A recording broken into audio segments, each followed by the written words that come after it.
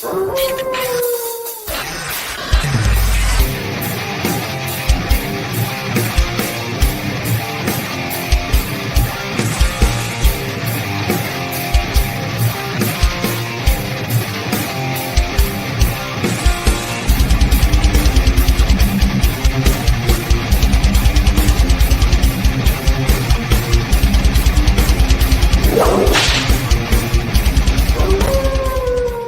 the kids to bed. Dad's home. We are the DWO podcast representing the Dad World Order. I am the pretty face papa, Mr. Magnificent Mike Martin. With me, as always, my two compadres, Big Rig Eric Maffei. I love it. And last but not least, rounding us out.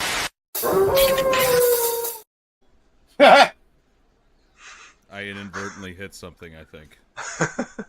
Okay. Anyways. The wrestling t-shirt guy.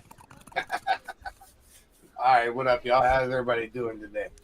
Fantastic, my good sir. As Mr. Magnificent said, we are the DWO podcast. And tonight we have with us, I guess you'd just call him the most professional wrestler, the veteran Jack Vaugn. Sir, how the heck are you? Wonderful. It's wonderful to see you gentlemen again. Absolutely. Yeah, man, I've been missing seeing you weekly. Used to see yeah, we used to it. When's the last time we saw you? FGW, I think, was the last show we saw Jack The at. Teal Piper show. Teal Piper show. Oh, yeah. Out there getting swatted on by Damos. Oh my gosh. He is a behemoth. We need to talk about that. We were sitting front row for that show, and just that corner of the ring apron. I mean, they had to send that out for dry cleaning or something because that so much. I've never seen it. I thought he's got a glandular problem. I was genuinely concerned for his welfare. He was pouring out. I bet you he lost 4 to 10 ounces of human liquid in that match. Yes, it was that distracting that I was look who he was wrestling though. Look who he was wrestling. Exactly. I mean, come on. Bro, that was such a great moment for me. That was very fun. I love indie wrestling. You know what I mean? We get to see these the bigger stars, if you will, and Damos and Teal Piper, and they coming in to see our star take them on. You know what I mean? It was a pretty cool moment. I was out there screaming my head off, so it was pretty cool. Yeah. That was a fun show. Yeah, that was a really fun show. Now, do you I know that you did one of your videos with Damos where it was something like when you see your friend you haven't seen in a while or something. Have you guys wrestled before? Is that like a friendship that's been going on for a while, or did you guys just meet that night? No, so it's a funny story. So we became friends through social media once things started blowing up for me. Okay. And he kind of communicated. We would exchange messages back and forth, and he would just kind of like, "Hey man, like, are there any places around your area that you think you could help us get booked on so we could work together?" Because he just was kind of like, "Hey man, I'd love to work with you." And I was actually suggesting a company out in Indiana, and then it was like 3 days later I saw that FGW was advertising him and Teal being there. So I sent him a message like, "Hey man, I'm actually I work for that company like every week, so if you want to put the bug in the gear, yeah, we could probably make that happen." So actually, we met that night. That's awesome. That's so cool. Yeah. And that was a great match, man. That was a lot of fun, and I love you kind of leaning into when you came out to the ring. You grabbed the mic, said, "Let's give the people what they came for." And you give them the thigh slap. The old slapperoo. That's right. It's taken on a life of its own. It really has, and I know me personally, I enjoy every time I see a new video of yours comes out, and they're hilarious and just awesome to watch. But it's sometimes it's really just the comments that get me, some of those people out there. Like I think you posted one the other day that was just like that was a pretty good insult, and it like some people get creative, and others it's just like, dude, come on. I saw a comment once that said you need to do a tree of woe thigh slap to your opponent. And I was like, that is fucking brilliant. Jack needs to throw people in the tree of woe and then chop their thigh. I feel like it's brilliant, man. That's something you need to. Well, I did the one video recently about the different styles of chops, and I ended it with a thigh slap chop, and I feel like now that has to become a thing. Yeah, it does. It does. Like everyone was talking about how they would love to see a thigh slap chop. You need to get everyone shh, and then just move to the thigh. Yeah, that's pretty much what it was. That was great. Yeah, I like the bad indie interpretation of the machine gun chops. So accurate.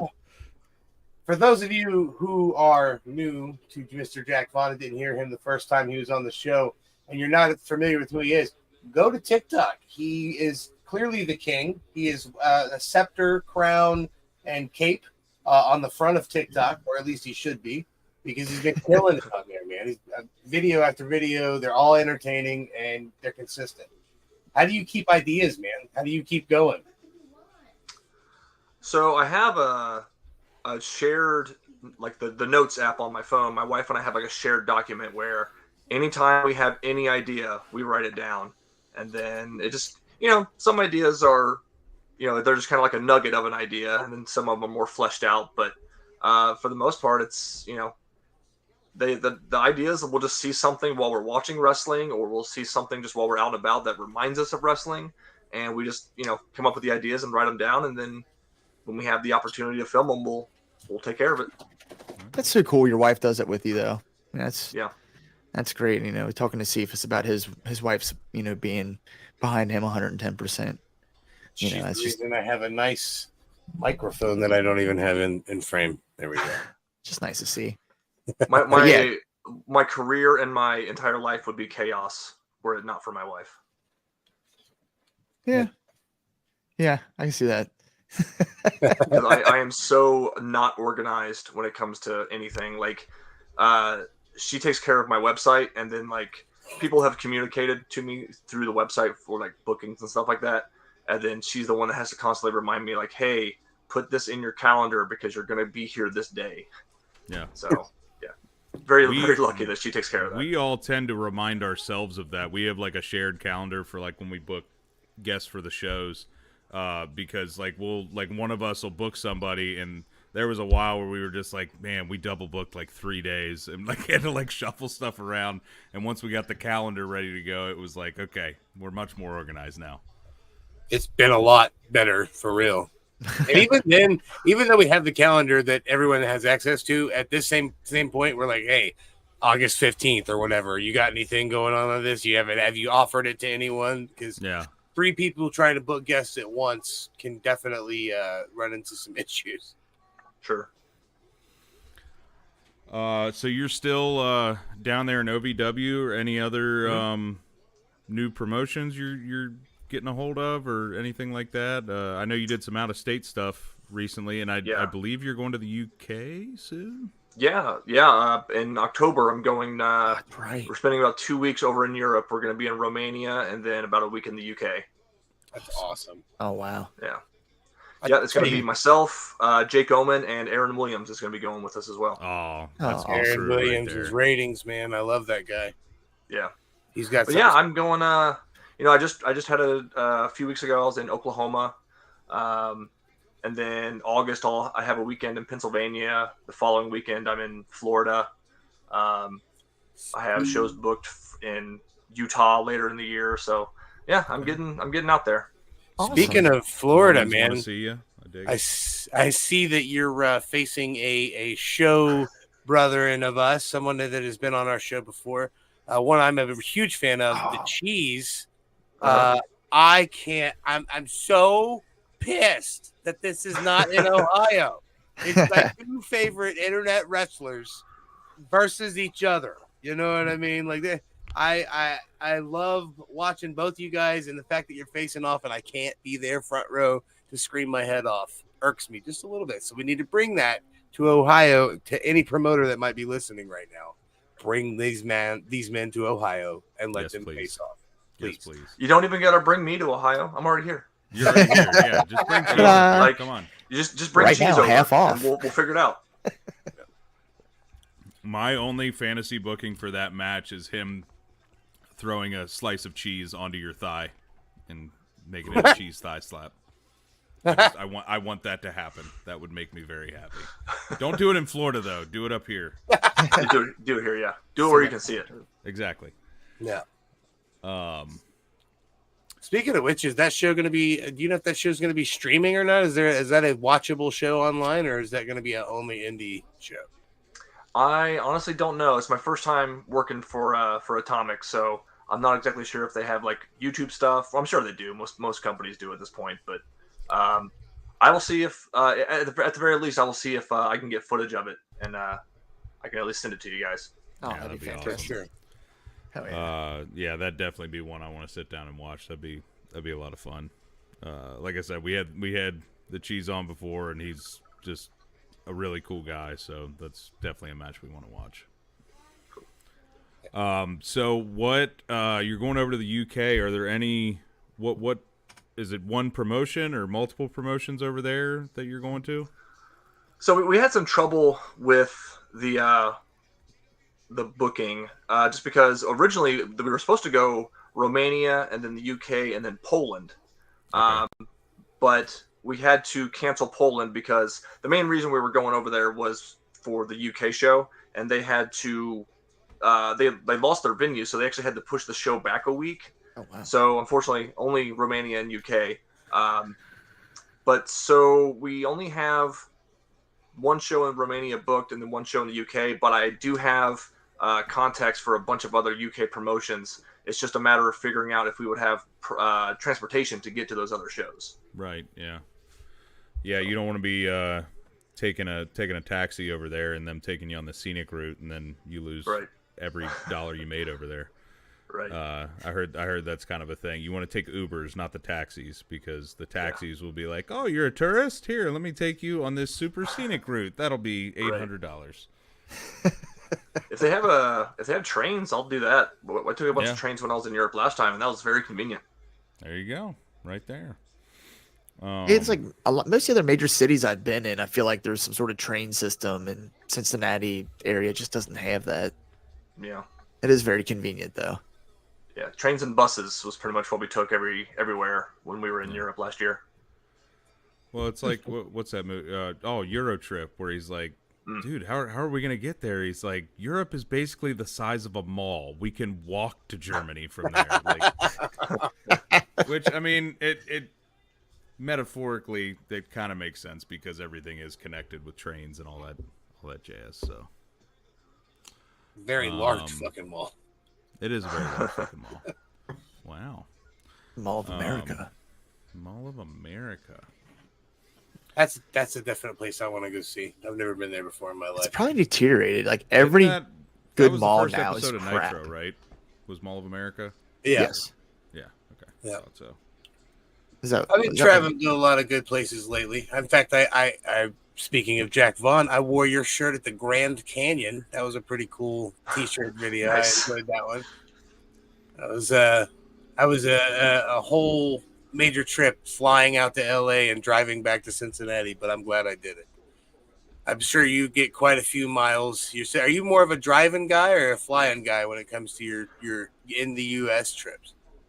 It depends. Like I try to, if it's over a certain amount of time, I try to fly if I can. When I went to Oklahoma, I drove just because I had some other people with me, and it made the trip much easier. But in cases where I'm with like Utah and Florida, it'll just be me. So they're gonna be flying me in. Oh, hell yeah. Even better. Well, that's nice. Way I mean, easier. like how? Yeah. So I don't. How does that work? Like, if a promoter, like, if you're, say Utah or whatever, is that something that you just discuss with the promoter? Like, yeah, I'll do it, but you got to fly me in, type thing, or like, are they just like, nope, you got to cover your own stuff. We'll pay you when you get here. Like, or is that like a deal breaker for you? It's like a case by case basis. Like I did a few shows in Wisconsin this year, and that's a bit of a drive. It's about 8 hours for me, but like I found a show in Chicago the night before, so I just drove to Chicago and then made a shorter trip to Wisconsin the next day.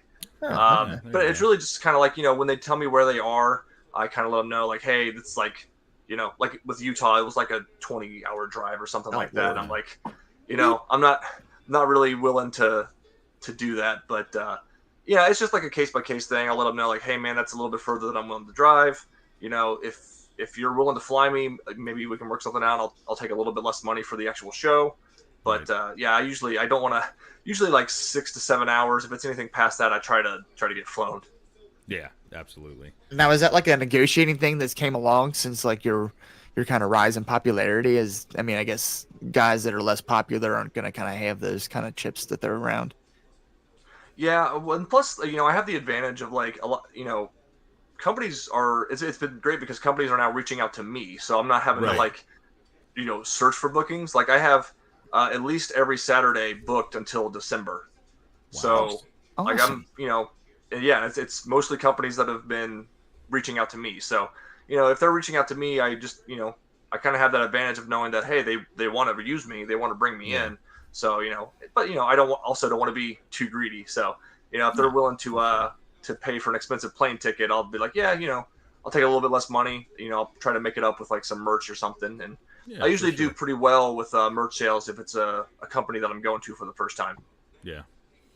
Well, obviously, if they're flying you out there, they're probably going to promote that you're going to be there pretty heavily. So, yeah. I'd imagine you'd do pretty well.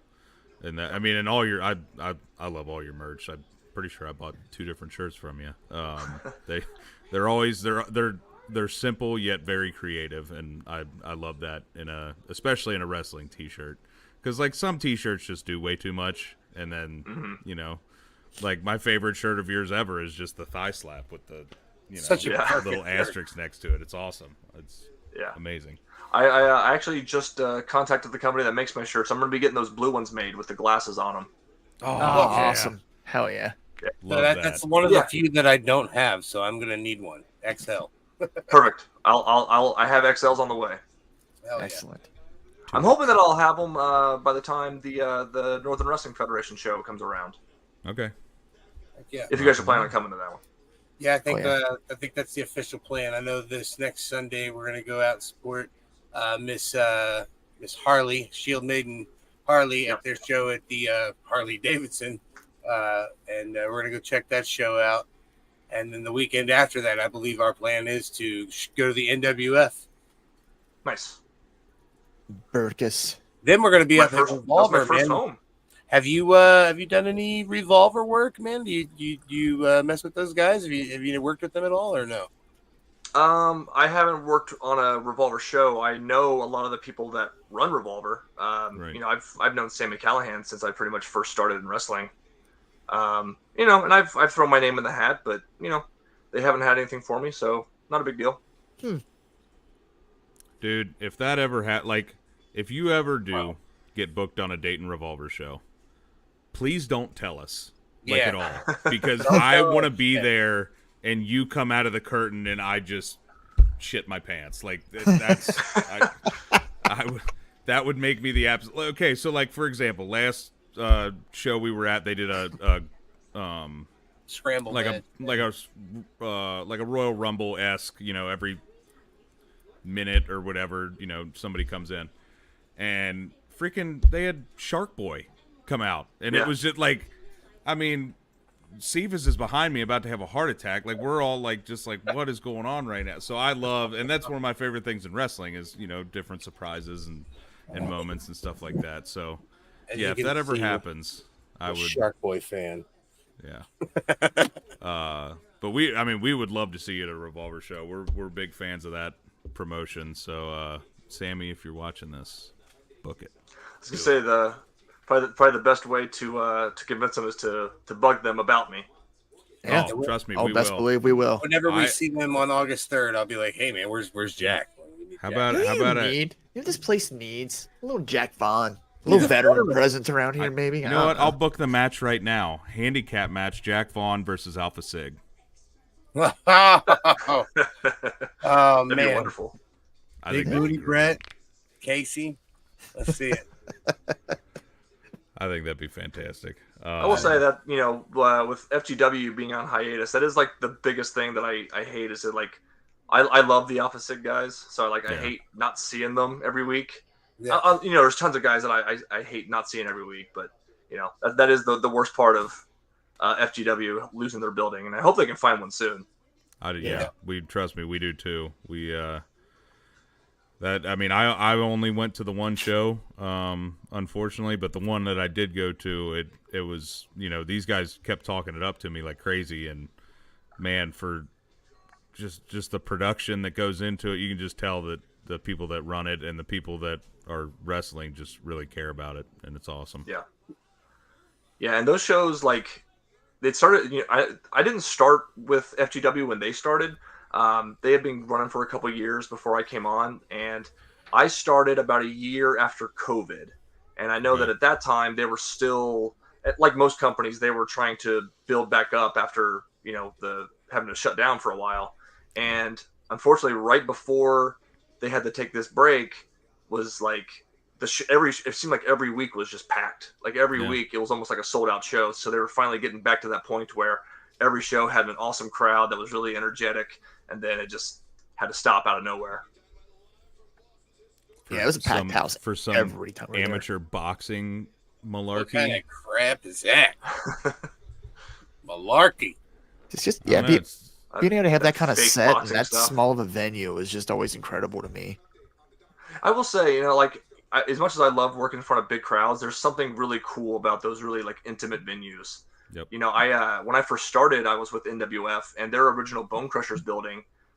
Every year they would do a show on January 1st in the afternoon, and it was always packed. And that building, when it's packed, could maybe only hold like maybe 80 to 100 people. Mhm. But when it's packed like that, it's like some of the best shows I've ever been on. Right. They're still doing that, actually. The January 1st Oh, show. yeah, the January 1st show. Well, they've actually run a couple venues like that like me and Mike went to one at the VFW hall, and there was 70 people there maybe, like, But it was wall to wall. but it was the whole place was packed. I mean, they had a cage match that night, and like they had to, like, if you were standing on the top turnbuckle, you'd have to be like, oh, I hope I don't hit my head on the ceiling, but like. Yeah. That enhanced it for me, because it felt so cool just being that close and everybody just going nuts. Yeah, we love the intimate shows for sure. I think we turned to each other that night and we're like, now this is indie wrestling. Yes. VFW hall, freaking cage ratchet strapped together. It was awesome. Loved every minute of it. We mentioned the NWF show, and which is taking place the 29th of July at Burkus Brewing in Ludlow, Kentucky. That's one thing I like about that. The one thing I like about that place is that it's smaller and it's just the crowd feels so big, and it's not that many people. Yeah. And they got good those beer. shows are a lot of fun. Like that's one of the venues that I wish they would have had when I was with them when I was younger. Right. I mean, the venues they had were fine, but Burkus is such a cool venue, like just to see it. The aesthetic of it and everything. Yeah. And it's got like the balcony and everything, but then when it's just packed full of people, it's awesome. Yeah. It hums. Really cool. Yeah. It does.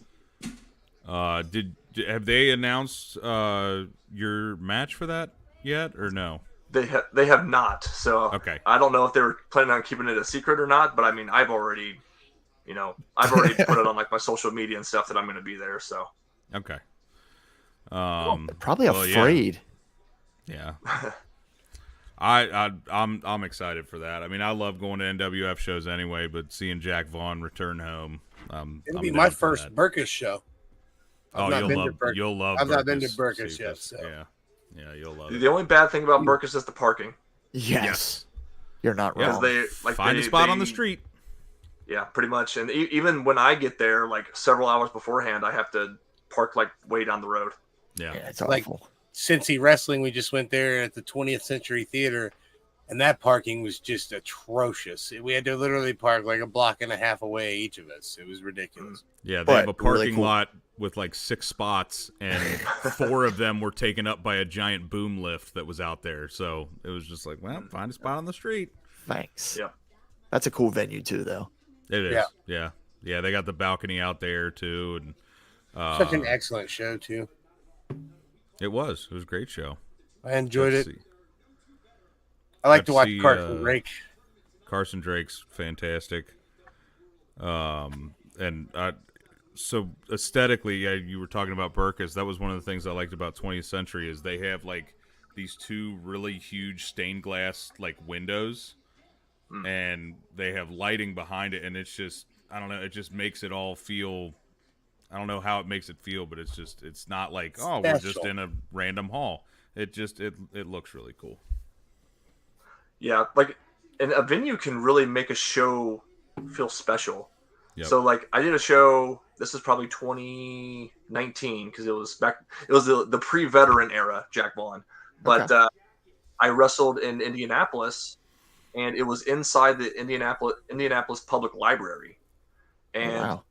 it's like because they were doing like a Mexican Heritage Festival, and inside the library was like a lucha libre kind of area where they had all kinds of like lucha libre art and books and all this stuff, and then they had the wrestling show, and it's like a huge building. It's like 5 stories, and I have some pictures from it, but like it's like one of the coolest venues I've ever wrestled in. Like just to say, that sounds I wrestled awesome. inside of a giant library sounds weird, but it was like a really cool experience. Right.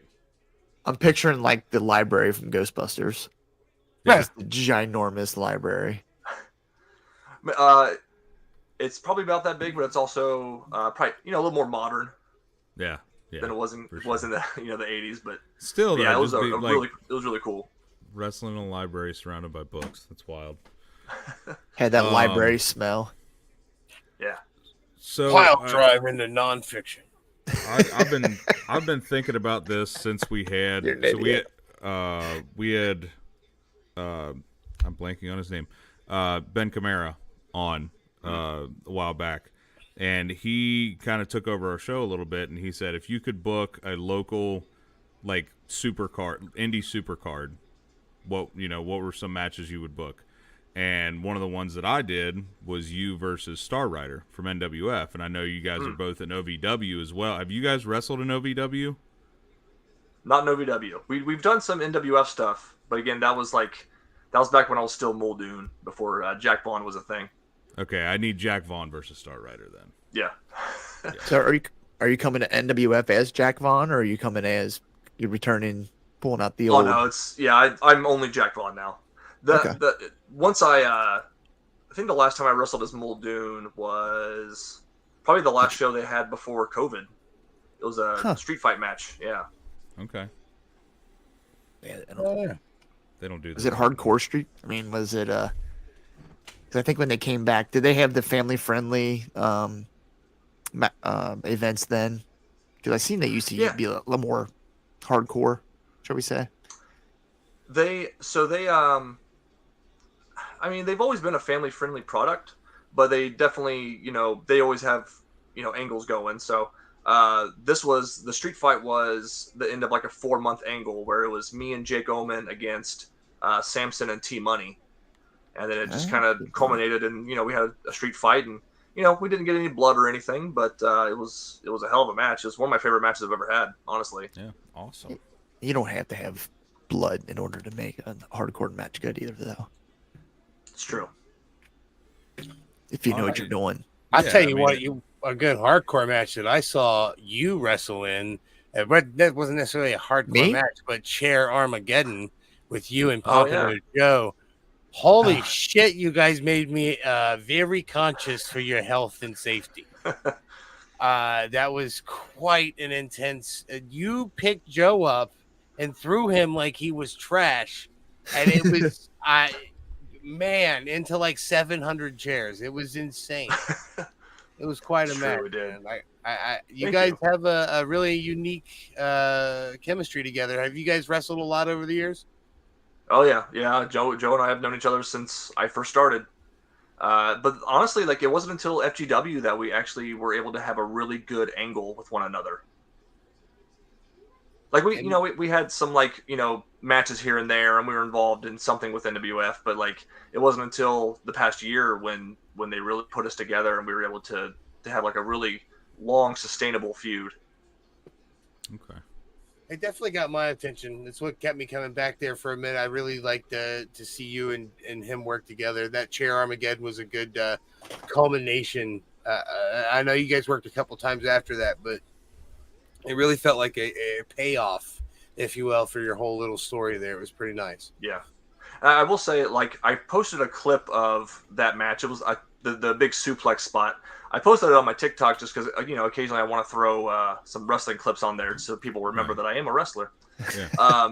But it's funny because it's like I posted that clip and it's completely out of context. So, of course, all, like, the troll wrestling fans are basically calling me, indie deathmatch garbage wrestler. Oh, And I'm like, you guys didn't realize that, like, this was like the blow off singles match of an 8-month-long feud. Yeah. And it's the only match that we had that was like this. So, but you can't explain that to fans. You can't explain a lot of stuff to the internet wrestling community. That's true. We've started to get some of our videos that are gaining some traction in terms of views and stuff, and, like, we got some good, people that know us commenting on it and stuff like that, and then, like, the randoms that are seeing it and the comments that are coming in, it's just like, oh, okay, yeah, this is the stuff that it's a shitty side of the internet wrestling community, but you just gotta ignore it and move on. You could literally save a puppy from a fire, and they'd be like, yeah, but he could have saved it quicker. I saw a really good quote recently, and it was, I can't remember who said it. I want to say it was like Margaret Thatcher, and it was, if I walked on water, my critics would say it's because I can't swim. Yeah. So much. it's like, so it's like there's plenty of people that know that I'm not as big of an asshole that I portray, but there's a lot of people that don't like the stuff that I'm doing, but they don't realize that I actually know what I'm doing and know what I'm talking about. Yeah. But it's because I'm not on TV. That's the thing recently. And we know, that about you, and that's what makes your videos all that more, entertaining and fun to watch, is that you have been in this business. You're a veteran of the business, and it's poking fun at the business, but it's not like you're playing a character, for fuck's sake. Right. Like, I don't understand where the wrestling community forgot that, hey, these guys are playing a character. Like, I don't get it. I think, so it's this. I think I said this on the last episode I did, but, like, it's I kind of feel like social media killed wrestling in a way, because we have such free and easy access to every wrestler that we want to know about. And it's also on the wrestlers for putting themselves out there and not protecting the business better. So, when you have that, people don't realize that, they think everything you say is your honest opinion and the truth, and that you can't be working your gimmick on social media. Right. I think for the most part, the hate that I got has died down. I still see it here and there, but I also recently discovered that depending on which platform I'm on, there's definitely different audiences. Yeah. So, like, when I post on TikTok and like Facebook, it's a completely different audience than the people that watch me on, like, OVW's YouTube channel, because it seems like OVW's trolls just come out to hate me. So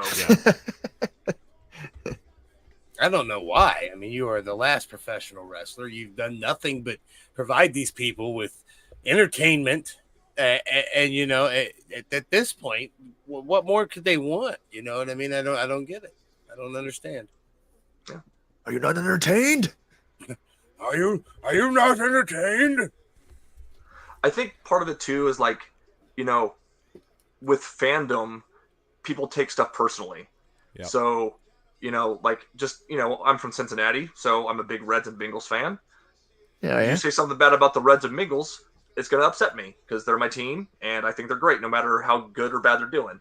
So I think a lot of times fans, they love these, for lack of a better term, the super indie guys.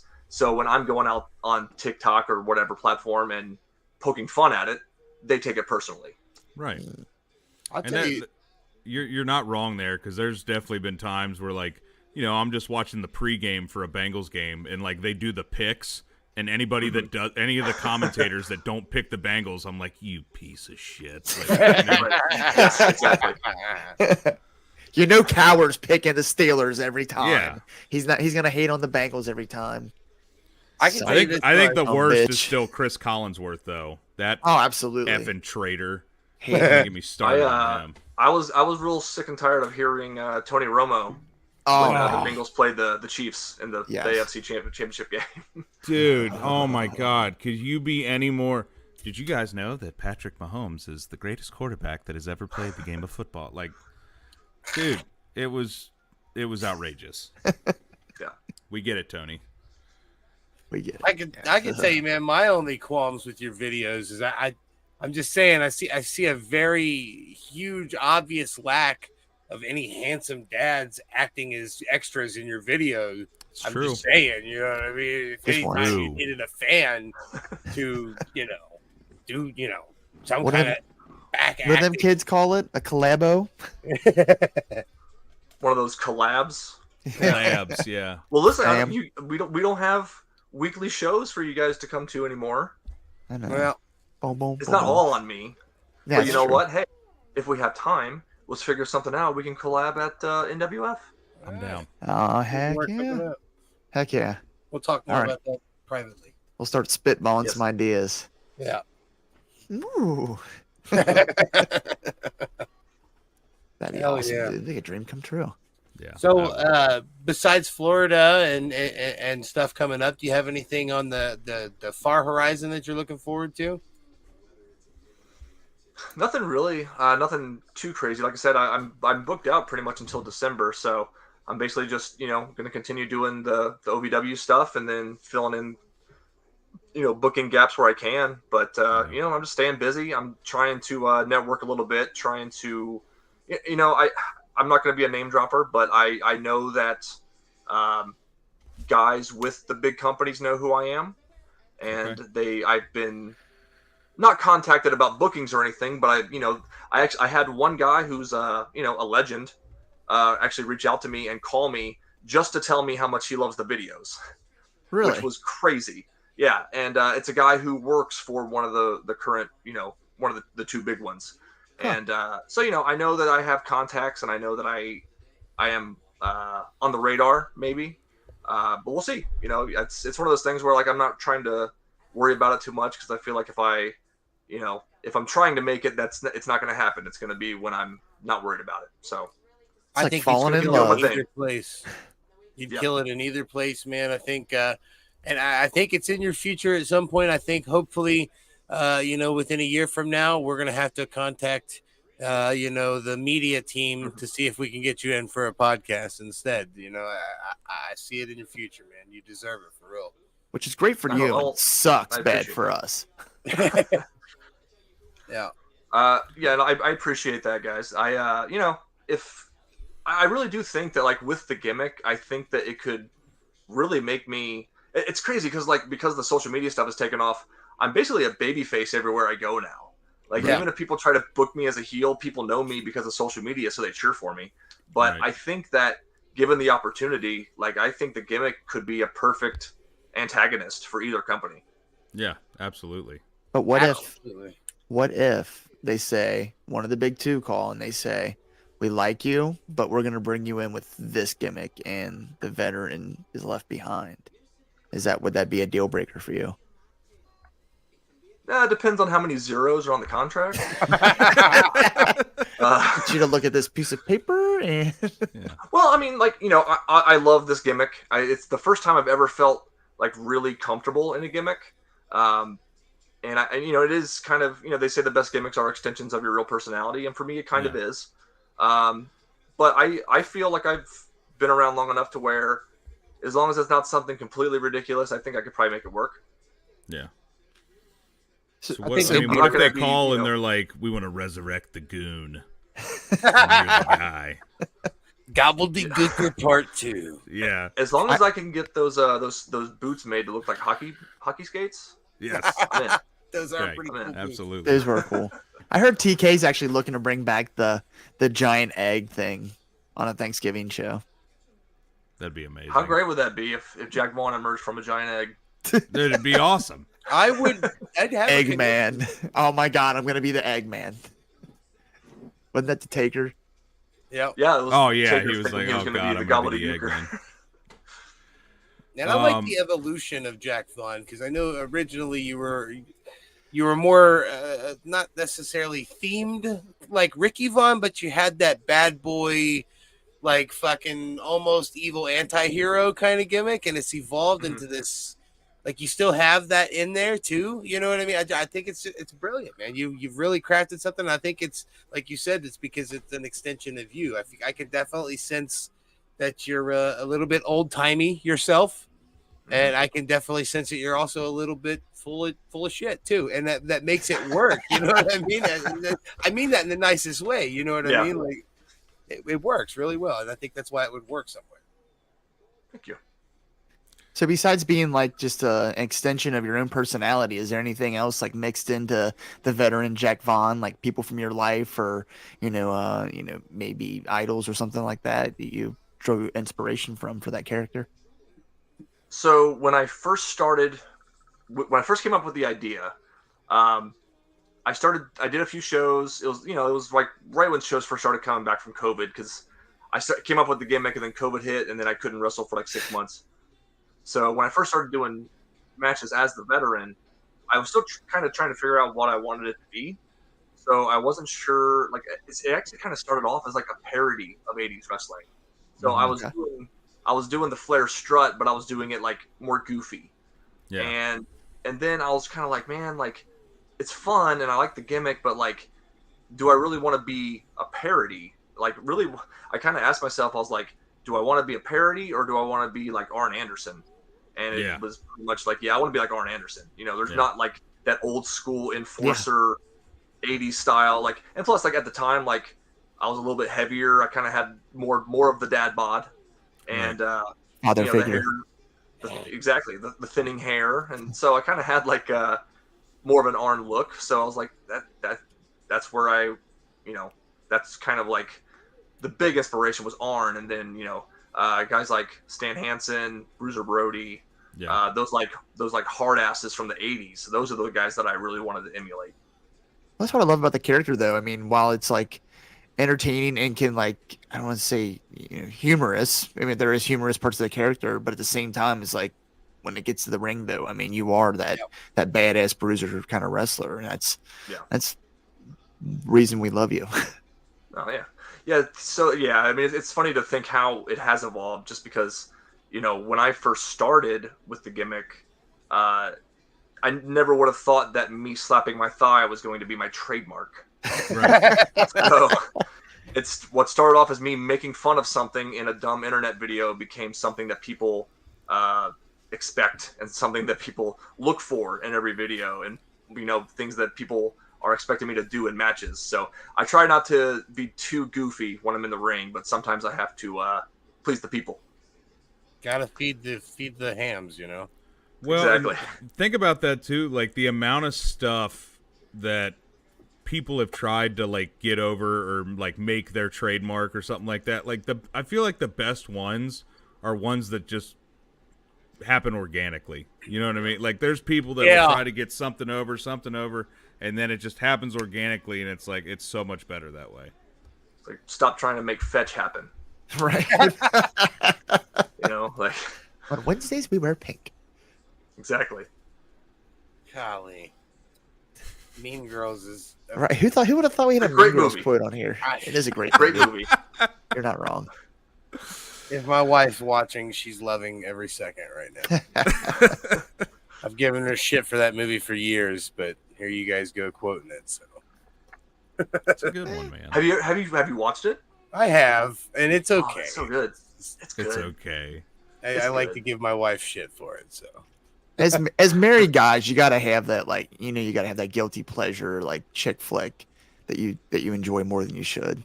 Mine's Jersey Shore. I've watched every single episode of Jersey Shore, Jersey Family Vacation, every bit of it with my wife. Oh my god, I gotta send you pictures of my Halloween costume from a few years back. I dressed up as I love Vinny and Paulie D. I was Yeah, Paulie D, dude. I had the blowout, the fake tan, the big. I had the Really? Italia tracksuit. It Oh, was beautiful. It was beautiful. I'll send you pictures. bro. Oh, Yeah, send it to me. Yeah.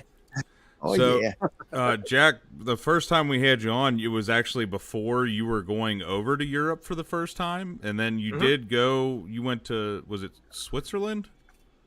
No, we went to we wrestled in Finland and Sweden, Finland. and then we That also was spent it. a few Sweden. days in Estonia. So, how was that experience going out of the country and wrestling? So luckily I was going with my buddy Jake Oman, who is a seasoned pro with traveling. I think at this point he's been to like 25 different countries or something like that. Wow. God, that's so awesome. So luckily it was, had I gone by myself, I would have been completely lost. But so luckily he knew how to get around. But it was really just, we only had a couple shows. We had one in Finland and one in Sweden. And the one in Finland was basically the only reason they put on the show was because we were coming over. The shows themselves weren't like huge, but the crowds were really good. They were. It's funny because I said this to a guy who was a Canadian wrestler that I met a few weeks ago, and he said that you come to America, if you're a foreign wrestler and you come to America, you're like automatically the heel. Like if you're a British dude coming to America, you're a heel no matter what. But it's the exact opposite when you go over there. If you're an American, like we went over there and we were the biggest baby faces on the card. Huh. Yeah, So weird. That's wild. I mean, it also helped that at least in Sweden they had me wrestling like the big heel, like it was like one of their top heels. And then in Finland, I actually wrestled their champion, and it was kind of like one of those like babyface versus tweener matches because I wasn't quite a heel because there was a few people that recognized me, which was crazy. But that the whole experience was awesome. Like I even if I can ever make it work, like once I'm done wrestling, I plan to move to Finland because I loved it over there. I mean, I remember. I think you posted a couple pictures from it, man. It looks freaking beautiful over there. Yeah, it was wonderful. We went to this place like a national forest called Nuxio, and that's where we actually jumped into one of the frozen lakes. And Wow. it was the worst thing I've ever done in my life. Yeah. I hate. Instant regret. Oh my god, I would do it again, but like God, like because like the cold water, it just like sucks the air out of you. Yeah. So like we breath. sat in a sauna until we got so uncomfortable that we could just like, all right, we'll just jump in the lake when we're super hot and it won't be that bad. Wrong. It was terrible. That's like the worst thing you can do. Right. The sudden temperature change. But so we stayed with the booker and the promoter of the company we worked for, and that's what he told us to do. He said that's what you're supposed to do. He's like, you get real hot and then you jump in the water and then you come back into the sauna. I think you might have gotten ribbed there, sir. Yeah. Maybe. Or instructions on how to get the that is like the thing now, like the cold plunge sauna. Like, isn't that the big Joe Rogan thing right now? He's always touting is the cold plunge stuff. I see people doing that for like recovery and everything like that. I think you guys just did it in a more insane, like not controlled way. So yeah, I have heard that it's good for the bodies in terms of recovery. Yeah. So I mean, I don't know how much it helped us, but it was like I said, it was a really fun experience. So I'd do it again, but it was terrible. There's more to it than you realize, apparently. I'm gonna be worried about sending your body into shock going from so hot to so cold. That's what. Yeah, I would almost feel like the breath would be taken even more, like because you get that you ever have a really hot glass and you set it on something cold and it breaks or whatever. Yeah. Like I know the human body is not glass, but I can't like. Yeah, but still, bones, like get all frigid or something. I don't know. I'd have been scared for my wiener health. I wouldn't have. No, thank you on that. And break like T1000. Oh man! Yeah, but I feel like when in Rome, right? It's never coming back out. Sweden is bucket list for me, so I'm kind of jealous that you got to see it, man. Is it as green and vibrant as they make it seem? Is it that beautiful over there? So we were over there in like around Thanksgiving, so everything was just covered in snow, which was just as beautiful. But yeah, like the place we stayed was like sort of out in the countryside, and then which was awesome. And then we were over there for like 4 days, and every day we spent in like a different area.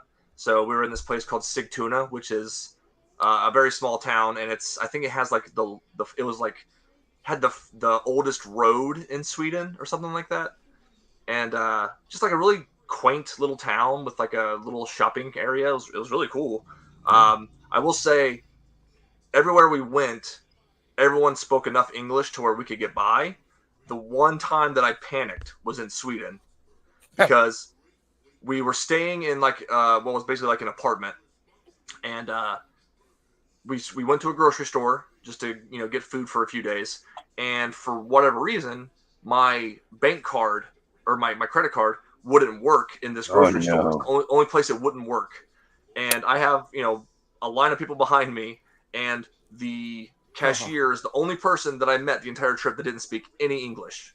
Or maybe she was just ribbing me, but luckily, my buddy was able to just put it on his card. But I had like a panic attack for about 10 seconds because I couldn't communicate with her, and I couldn't pay. Right? Yeah. Oh my God, they're gonna put all this stuff back. I don't know what to do. Yeah. Just run. What happens? Just gonna grab it all and run. Is that your first time overseas, man? Is that the first time you left the country like that? I mean, I wrestled in Canada when I was, maybe a year in. But as far as like going overseas, yeah, it was wonderful. So I'm really excited to be going back. With that being said, I've got to ask, man, because as soon as John Cena came out at Money in the Bank and mentioned WrestleMania being in London, I know that when they announce that, whether it's in 25 or 26, I'm going to London. And I got to ask, man, from somebody who has zero problem with flying, I get a little nervous thinking about flying over the ocean, man. Was that a little nerve-wracking for you to fly over the ocean, or? A little bit. I've flown over the ocean before. Well, I've flown over water before. Like I took a couple trips to Jamaica like 10 years ago, but when we're going over to Finland, we're over water for most of the trip. Yeah. So, and honestly, like, I'm not a great flyer. I still get nervous on flights. But yeah, that was a little, luckily we were like driving or flying overnight. So I was trying my best to get some sleep, and I was able to. But yeah, I definitely kept the little navigation thing on my screen just to see where we were at all times. Right. All right, when are we going to get over land again? Because if it would make any difference. Yeah. I'd rather crash where people are. Yeah. Heck yeah, man. Go ahead, Mike. Go ahead. You were about to say something. Jamaica man. Sorry, that's all I have. That's all I got. That's all I got. On that note, man, we've about reached an hour as it is. It's been an excellent time talking to you, man. You've been an absolute fantastic guest. You are our second time guest. Right? Oh, wonderful. Returning guest. There are very few. Jake Christ is one of them. Trying to think of Tussel's been the multiple guests. Big Mama as well, right? Big Mama's 26. Big Mama, yeah. So, all right. So we're gonna call an audible here, and I'm gonna be on the podcast next week. So I can three times. First ever. That's right. 3-time. Three-timer. Dude, we're seriously, you're down to come on here anytime. We love having you on here. It's a blast to talk to you, and we'll definitely have to get you on here after your European tour and ask you about all that. European. Well, sir, do you have anything you'd like to plug before we get out of here? Just the usual stuff. If there's anyone that doesn't follow me, you can check out my video content, Facebook, Twitter, Instagram, TikTok. It's all at VetJackVaugn. That's pretty much it. Awesome. All right. You can see Jack Vaugn at an NWF show in Ludlow, Kentucky at Burkus Brewing on July the 29th. And the dads will be there too. So, bonus. That's right. Yep, you can be there. And then if you're also in the Cincinnati area, the next week on August 4th, I'll be at Spot Monkey Promotions in Batavia. Oh yeah, Spot Monkey. Okay. We're gonna have to catch one of those shows. Unfortunately, we won't be able to be at that one. That's right. Like we're going to Revolver on the 3rd, and then we're going to Detroit that Saturday morning. So we're gonna be strapped for cash. We're gonna be a little strapped. Yeah. But I definitely like. I've seen a couple of the cards for Spot Monkey, and it seems like they put on some pretty cool shows. I know Gigi works out there, and I'm a fan of Gigi. So. Oh yeah. Well, as always, we have been the DWO podcast. I have been Big Rig Eric Maffey. He has been Mr. Magnificent Mike Martin. He has been wrestling t-shirt guy Cephas, and he has been and always will be the veteran Jack Vaugn. Sir, thank you for coming. Thigh slap all day long. Yes, sir. Check us out on all our socials. They're right down there at the bottom if you're listening. At DWO_podcast. Facebook is at the DWO podcast. TikTok at DWO_pod. Check us out on TeePublic, Pro Wrestling Tees. Go buy a shirt. We got some new ones up. And until next time, I guess. Top Dads. Out.